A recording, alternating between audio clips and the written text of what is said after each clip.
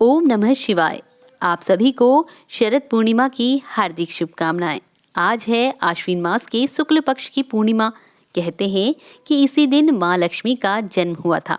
माँ लक्ष्मी समुद्र मंथन के दौरान प्रकट हुई थी। पुराणों के अनुसार शरद पूर्णिमा के दिन माँ लक्ष्मी भगवान विष्णु के साथ गरुड़ पर बैठकर पूरी धरती का भ्रमण करती हैं और लक्ष्मी माता घर घर जाकर अपने भक्तों को वरदान देकर अपनी कृपा बरसाती हैं और भक्तों को कर्ज से मुक्ति भी दिलाती हैं। इसीलिए इसे कर्ज मुक्ति पूर्णिमा भी कहते हैं। तो आज आप सुनेंगे शरद पूर्णिमा के पावन दिन में सुनी जाने वाली कथा।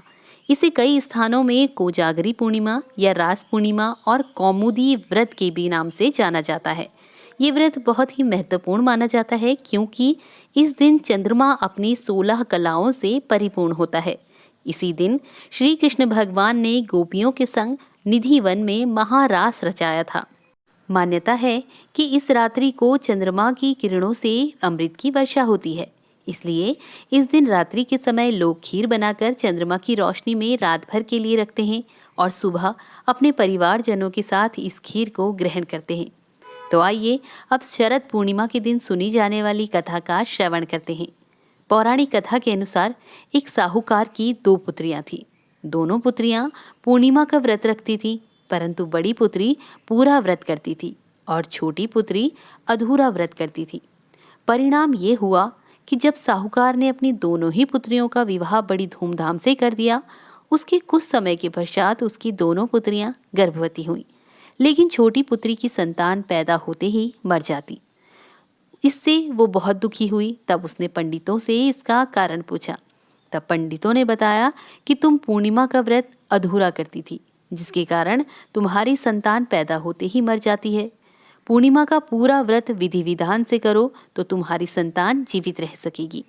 अब उसने पंडितों की सलाह पर पूर्णिमा का पूरा व्रत विधि विधान से किया। परिणाम स्वरूप उसको एक पुत्र हुआ, परंतु भाग्य का खेल देखिए, शीघ्र ही वो पुत्र भी मर गया। इसी वजह से छोटी बहन बहुत दुखी हो गई, लेकिन इस बार उसे लगा कि उसकी बड़ी बहन के पुण्य फल उसके पुत्र को वापस लौटा सकते हैं। ऐसा सोचकर उसने अपने मृत पुत्र को एक पीढ़े पर लेटा दिया और उसके ऊपर एक कपड़ा ढक दिया। फिर बड़ी बहन को बुलाकर लाई और बैठने के लिए वही पीढ़ा दे दिया। बड़ी बहन जब पीढ़े पर बैठने लगी तो उसका घाघरा बच्चे को छू गया। बच्चा घाघरा छूते ही रोने लगा। बड़ी बहन गुस्से में बोली, अरे तू मुझे कलंक लगाना चाहती थी, मेरे बैठने से अगर बच्चा मर जाता तो। तब छोटी बहन बोली, ये तो पहले से ही मरा था, तेरे ही भाग्य और तेरे पुण्य फल से ये जीवित हुआ है। जब ये समाचार राजा को पता चला तो उसने पूरे नगर में ढिंढोरा पिटवा दिया और सभी को इस पावन व्रत को करने की सलाह दी। तभी से लोगों में इस व्रत को करने की श्रद्धा निहित हुई और भक्त अपने भाग्य को जागृत करने के लिए पूरी श्रद्धा से इस व्रत को करने लगे। पूर्णिमा की एक अन्य कथा के अनुसार द्वापर युग में एक समय की बात है, यशोदा मैया ने श्री कृष्ण भगवान से पूछा कि हे कृष्ण, तुम तो सारे संसार के उत्पन्नकर्ता, पोषण और संहार करता हो। आज कोई ऐसा व्रत मुझसे कहो जिसको करने से मृत्यु लोक में स्त्रियों को विधवा होने का भय न रहे और ये व्रत सभी मनुष्यों की मनोकामना पूर्ण करने वाला हो। तब श्री कृष्ण कहने लगे, माता, आपने बहुत सुंदर प्रश्न किया है। मैं आपसे ऐसे ही एक व्रत को विस्तार पूर्वक बताता हूँ। सौभाग्य की प्राप्ति के लिए स्त्रियों को 32 पूर्णिमाओं का व्रत करना चाहिए। इस व्रत को करने से स्त्रियों को सौभाग्य और संपत्ति मिलती है। ये व्रत अचल सौभाग्य को देने वाला और भगवान शंकर के प्रति मनुष्य मात्र की भक्ति को बढ़ाने वाला है। यशोदा जी कहने लगी कि हे कृष्ण, इस व्रत को सर्वप्रथम मृत्युलोक में किसने किया था? इसके विषय में विस्तार पूर्वक मुझसे कहो। तब श्री कृष्ण जी कहने लगे कि इस धरती पर रत्नों से परिपूर्ण एक कार्तिका नाम की नगरी थी। वहाँ चंद्रहास नाम का एक राजा राज्य करता था। उसी नगर में एक धनेश्वर नाम का ब्राह्मण था। उसकी बहुत सुंदर और सुशील पत्नी थी। दोनों ही उस नगर में बड़े प्रेम के साथ रहते थे। घर में धन धान्य की कोई कमी नहीं थी, परंतु उनको एक बहुत बड़ा दुख था कि उनकी कोई संतान नहीं थी, जिस वजह से वो दोनों दुखी रहते थे। एक दिन एक बड़ा तपस्वी योगी उस नगरी में आया। वो योगी बाकी सभी घरों से भिक्षा मांगकर भोजन किया करता था, लेकिन उस ब्राह्मण के घर से भिक्षा नहीं मांगा करता था। एक दिन योगी सबके घर से भिक्षा मांग रहा था। तब ब्राह्मण की पत्नी भी भिक्षा लेकर बाहर आई, किंतु योगी उसके घर से सीधे आगे निकल गया। तब धनेश्वर और उसकी पत्नी ने योगी के ऐसे व्यवहार को देखकर दुखी होते हुए योगी से पूछा, महाराज, आप सभी घरों से भिक्षा मांग लेते हैं, परंतु मेरे घर से भिक्षा कभी भी नहीं लेते, इसका क्या कारण है? योगी कहने लगा कि हमारा धर्म हमें इस बात की आज्ञा नहीं देता, क्योंकि अभी आप गृहस्थ जीवन में एक सुख से वंचित हो, जो है संतान सुख। जब आपके घर में संतान हो जाएगी तभी मैं आपके घर से भिक्षा स्वीकार करूंगा। अब योगी महाराज की ऐसी बातें सुनकर धनेश्वर और उसकी पत्नी बहुत दुखी हो गए और उन्होंने योगी से पुत्र प्राप्ति का उपाय पूछा। तब योगी ने उन्हें माँ चंडी की उपासना करने के लिए कहा। योगी के कहे अनुसार धनेश्वर देवी चंडी की उपासना करने के लिए वन में चला गया। माँ चंडी ने धनेश्वर की भक्ति से प्रसन्न होकर 16वें दिन उसे दर्शन दिया और कहा कि उसके घर में पुत्र होगा, लेकिन वो केवल 16 वर्ष तक ही जीवित रहेगा। यदि तुम और तुम्हारी पत्नी 32 पूर्णिमा का व्रत करोगे तो तुम्हारा पुत्र दीर्घायु हो जाएगा। माँ चंडी ने कहा कि यहाँ तुम्हें एक आम का वृक्ष दिखाई देगा। उस वृक्ष पर चढ़कर फल तोड़कर उसे घर ले जाए और पत्नी को खिला दे। अगले दिन धनेश्वर ने पेड़ पर चढ़कर फल तोड़ा और इसके बाद वो घर चला गया और अपनी पत्नी को सारी बातें बता दी।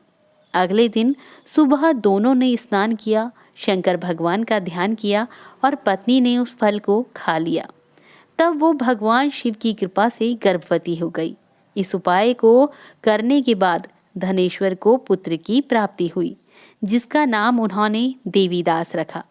पुत्र प्राप्ति के बाद भी वे 32 पूर्णिमा का व्रत करते रहे। उस दिन उस गांव में ब्राह्मण की कन्या का विवाह होने वाला था। जिस धर्मशाला में वर और बारात के बाकी लोग रुके हुए थे, उसी धर्मशाला में देवीदास और उसका मामा ठहर गए। इधर कन्या को जब हल्दी आदि चढ़ी, उसके बाद लग्न का समय आया तो वर की तबीयत खराब हो गई। वर के पिता ने अपने परिवार वालों से विचार विमर्श करके कहा कि ये देवीदास मेरे पुत्र जैसा ही है, मैं इसके साथ लग्न करा दूं और बाद में बाकी सारे काम मेरे बेटे के साथ पूरे हो जाएंगे। ऐसा कहने के बाद वर के पिता देवीदास को मांगने के लिए उसके मामा के पास गए और उन्हें सारी बात बताई। मामा ने कहा कि कन्यादान में जो भी कुछ मिलेगा वो आप हमें दे दोगे। वर के पिता ने बात को स्वीकार कर लिया। इसके बाद देवीदास का विवाह कन्या के साथ संपन्न हो गया। इसके बाद जब देवीदास पत्नी के साथ भोजन करने आया तो वो भोजन न कर सका और मन में विचार करके दुखी होने लगा कि हे प्रभु, ये आपने मुझे कैसी दुविधा में डाल दिया। ये सोचकर उसकी आंखों से आंसू आ गए। तब वधू ने पूछा कि क्या बात है, आप उदास क्यों हैं? तब उसने सारी बातें पत्नी को बता दी। फिर कन्या कहने लगी कि स्वामी, आप ही मेरे पति हैं, मैं आपकी ही पत्नी रहूंगी, किसी अन्य की कभी नहीं। तब देवीदास ने कहा, ऐसा मत करिए, क्योंकि मेरी आयु बहुत कम है, मेरे बाद आपका क्या होगा। लेकिन उसकी पत्नी नहीं मानी और बोली, स्वामी, आप भोजन कीजिए और चिंता न कीजिए। सुबह देवीदास ने पत्नी को 4 नगों से जड़ी एक अंगूठी दी और एक रुमाल दिया और बोला कि हे प्रिय, इसे लो और संकेत समझकर स्थिर चित हो जाओ। मेरे जीवन और मरण को जानने के लिए एक पुष्प वाटिका बना लो, उसमें सुगंध वाली एक वाटिका लगा लो, उसको प्रतिदिन जल से सींचा करो और आनंद के साथ उसमें खेलो कूदो। जिस समय और जिस दिन मेरी मृत्यु होगी उस दिन ये फूल सूख जाएंगे। जब यह फिर से हरे हो जाएं तो जान लेना मैं जीवित हूँ। ये समझकर वो वहाँ से चला गया। इसके बाद जब वर और बाकी बाराती वापस मंडप में आए तो कन्या ने उसे देखकर कहा कि ये मेरा पति नहीं है, मेरा पति वो है जिसके साथ मेरे 7 फेरे हुए हैं, इसके साथ मेरा विवाह नहीं हुआ है। अगर ये वही है तो ये बताए कि इसने मुझे क्या दिया है। साथ ही कन्यादान के समय जो आभूषण मिले उन्हें दिखाए। कन्या की ये सारी बातें सुनकर वो कहने लगा कि मैं ये सब नहीं जानता। इसके बाद सारी बारात वापस चली गई। भगवान कृष्ण बोले, माता, इस प्रकार देवीदास काशी चला गया। कुछ समय बाद जब समय बीतता गया तो देवीदास एक दिन सो रहा था। तभी एक सर्प ने उसको डस लिया और वह मर गया। तभी वहां से माता पार्वती और भगवान भोलेनाथ गुजर रहे थे। देवीदास को मूर्छित दशा में देखकर माता पार्वती ने भगवान शिव से प्रार्थना की कि महाराज, इस बालक की माता ने पहले ही 32 पूर्णिमा के व्रत पूर्ण कर लिए हैं, आप इसको प्राणदान दें। भगवान शिव ने माता पार्वती के कहने पर उसे प्राणदान दे दिया। उधर उसकी पत्नी उसके आने की प्रतीक्षा कर रही थी। फिर उसकी पत्नी ने जाकर देखा कि पुष्प और पत्र दोनों ही नहीं हैं, तो उसको बहुत दुख हुआ और कुछ समय पश्चात उसने फिर से देखा कि पुष्प वाटिका फिर से हरी भरी हो गई। तो वो समझ गई कि उसका पति जीवित हो गया। इसके बाद वह बहुत प्रसन्न हुई और अपने पिता से कहने लगी कि मेरा पति जीवित है, कृपया उसको ढूंढिए। फिर वो सभी देवीदास को ढूंढने के लिए ही जा ही रहे थे कि तभी उन्होंने देखा कि आगे से देवीदास और उसका मामा आ रहे हैं। उनको देखकर वो सभी बहुत प्रसन्न हुए और उन्हें अपने घर लेकर आ गए। कुछ दिन देवीदास अपने ससुर के घर रहा। उसके बाद अपने पत्नी और मामा के साथ अपने घर की तरफ चले गया। उसके ससुर ने उसे बहुत सारा धन और दहेज देकर विदा किया। जब वो अपने घर की तरफ चल रहे थे तो लोगों ने देवीदास के माता पिता को ये खबर दे दी कि तुम्हारा पुत्र देवीदास अपनी पत्नी और मामा के साथ आ रहा है। ये समाचार सुनकर उनको विश्वास नहीं हुआ, लेकिन जब देवीदास आया और उसने अपने माता पिता के पैर छुए तो देवीदास के माता पिता ने उसका माथा चूमा और दोनों को अपने सीने से लगा लिया। दोनों के आने की खुशी में धनेश्वर ने बहुत सारा दान और दक्षिणा ब्राह्मणों को दी। तब भगवान श्री कृष्ण जी मैया यशोदा से कहने लगे कि इस तरह धनेश्वर को 32 पूर्णिमा के व्रत के प्रभाव से संतान और उसकी दीर्घायु की प्राप्ति हुई। जो स्त्रियां इस व्रत को करती हैं वो जन्म जन्मांतरों तक वैधव्य का दुख नहीं भोगती और सदैव सौभाग्यवती रहती हैं। ये वचन मेरा है। ये व्रत संतान देने वाला है और सभी मनोकामनाओं को पूरा करने वाला है। 32 पूर्णिमा का व्रत करने वाले व्रती की सभी इच्छाएं भगवान की कृपा से पूरी होती हैं। कथा समाप्त हुई।